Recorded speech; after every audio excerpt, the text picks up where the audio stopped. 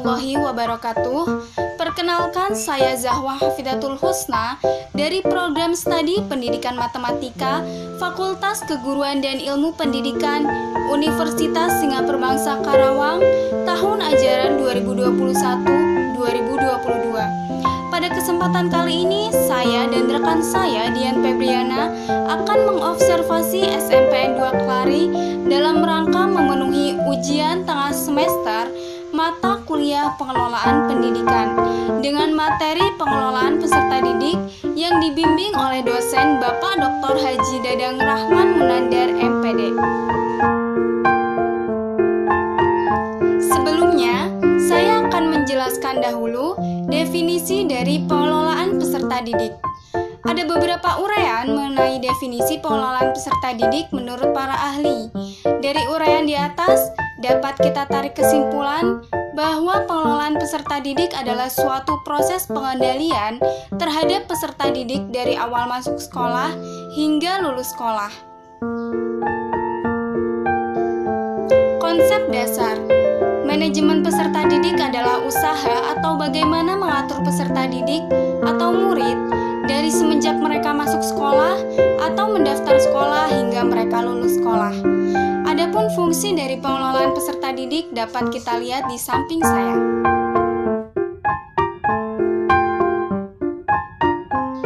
Selanjutnya ada beberapa tujuan-tujuan khusus seperti yang terlihat dalam video.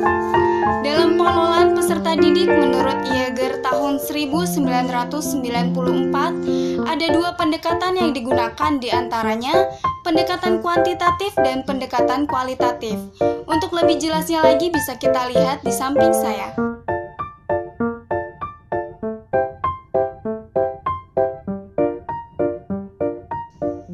Adapun prinsip-prinsip yang dapat kita ketahui lebih jelasnya seperti yang terlihat dalam video. Kemudian di sini ada juga ruang lingkup menurut Dadang tahun 2021 seperti yang terlihat dalam video. Selanjutnya ada kebijakan-kebijakan. Kebijakan yang dibuat oleh pemerintah adalah 12 tahun wajib sekolah. Setelah itu ada kebijakan kurikulum yang dipakai sekarang yaitu kurikulum 2013. Untuk lebih jelasnya lagi bisa dilihat di samping saya. Implementasi. Pada hari Rabu tanggal 6 Oktober, kami melakukan suatu observasi yang berupa wawancara. Sekolah yang dituju yaitu SMPN 2 Klari. SMPN 2 Klari ini adalah SMP yang terdapat di daerah Curug, Klari, Karawang. Seperti yang terlihat dalam video, terdapat tabel yang menunjukkan profil sekolah dari SMPN 2 Klari. Pengelolaan peserta didik di SMPN 2 Klari sebagai berikut.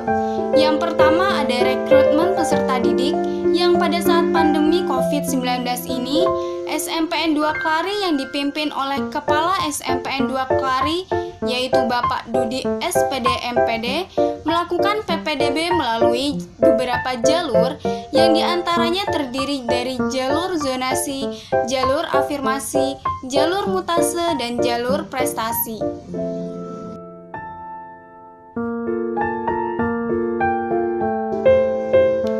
Berikut ini ada tabel jadwal pada saat PPDB berlangsung.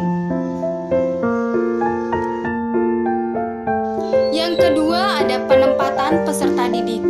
Di SMPN 2 Klari dalam penempatan atau membagi beberapa menjadi kelas, caranya dengan mengumpulkan data siswa yang diterima terlebih dahulu, lalu ditempatkan secara acak, tetapi diusahakan satu kelas tidak semua dari SD yang sama. Yang ketiga ada pembinaan peserta didik. Berikut ini ada pencatatan dan pelaporan kemajuan peserta didik yang terdiri dari buku induk, kleper, daftar mutase, buku catatan peserta didik,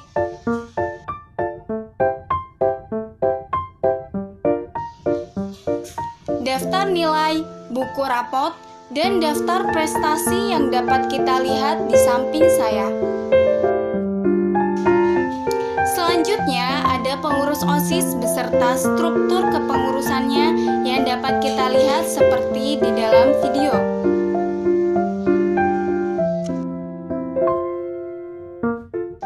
Berikutnya terdapat layanan-layanan yang ada di SMPN 2 Klari. Yang pertama ada BP. Pada saat pandemi ini, SMPN 2 Klari sangat sedikit peserta didiknya dalam menyalurkan bakat. Hal ini, guru BP menyediakan layanan berupa grup WhatsApp untuk memberikan motivasi kepada peserta didik. Tetapi, untuk pengembangan lebih lanjut belum ada. Yang kedua ada perpustakaan. Pada saat ini perpustakaan SMPN 2 Klari sedang rehabilitasi bangunan, sehingga proses peminjaman buku ditiadakan dan siswa hanya diberikan video pembelajaran. Yang ketiga ada UKS. Untuk lebih jelasnya bisa kita lihat di samping saya. Selanjutnya ada kantin atau koperasi. Koperasi di SMPN 2 Klari menyediakan alat tulis, minuman, dan makanan ringan. Koperasi di sana menerapkan hidup sehat dari makanan dan minumannya. Selain itu, kehalalan makanan maupun minuman selalu diperhatikan. Untuk transportasi bisa dilihat lebih jelasnya dari tabel yang ada di dalam video. Peranan guru. Dalam pelaksanaan pertemuan tatap muka ini, guru menerapkan teknik kooperatif kontrol, yaitu disiplin kelas dilakukan dengan bekerja sama guru dengan peserta didik dalam mengendalikan situasi kelas ke arah terwujudnya tujuan kelas yang bersangkutan. Pembelajaran yang dipakai sudah sesuai dengan kurikulum sekarang. Untuk lebih jelasnya lagi seperti yang ada di samping saya.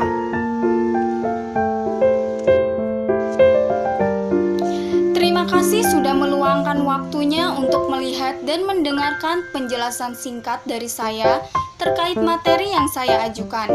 Sedikit kesimpulan dari saya, pengelolaan atau manajemen peserta didik diartikan sebagai usaha pengaturan terhadap peserta didik mulai dari peserta didik tersebut masuk sekolah sampai mereka lulus sekolah. Pengelolaan peserta didik di SMPN 2 Klari ini dilakukan dengan ketentuan 50% PTM dan 50% daring dan juga selalu menerapkan protokol kesehatan.